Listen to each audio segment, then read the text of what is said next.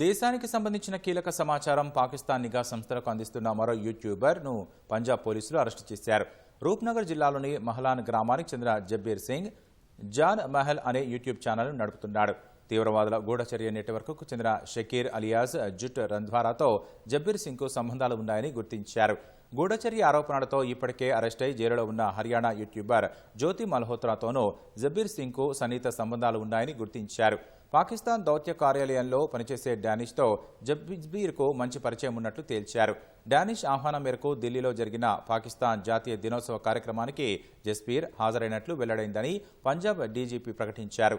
అక్కడ అతను పాకిస్తాన్ సైన్యాధికారులు కొందరు పాక్ బ్లాగర్లను కలిసినట్లు గుర్తించారు.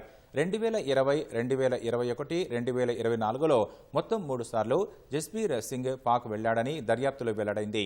అతని ఎలక్ట్రానిక్ డివైస్లలో పాకిస్తాన్కు చెందిన అనేక కాంటాక్టులు ఉన్నట్లు డీజీపీ వివరించారు. వాటిని ఫోరెన్సిక్ పరిశీలనకు పంపామన్నారు. జ్యోతి మల్హోత్రాను అరెస్టు చేసిన తర్వాత తాను దొరకకుండా ఉండేందుకు జస్బీర్ తన ఎలక్ట్రానిక్ పరికరాల్లో ఉన్న సమాచారం చెరిపివేశాడు. జస్బీర్ను అరెస్టు చేసిన పోలీసులు దర్యాప్తు చేస్తున్నట్లు తెలిపారు.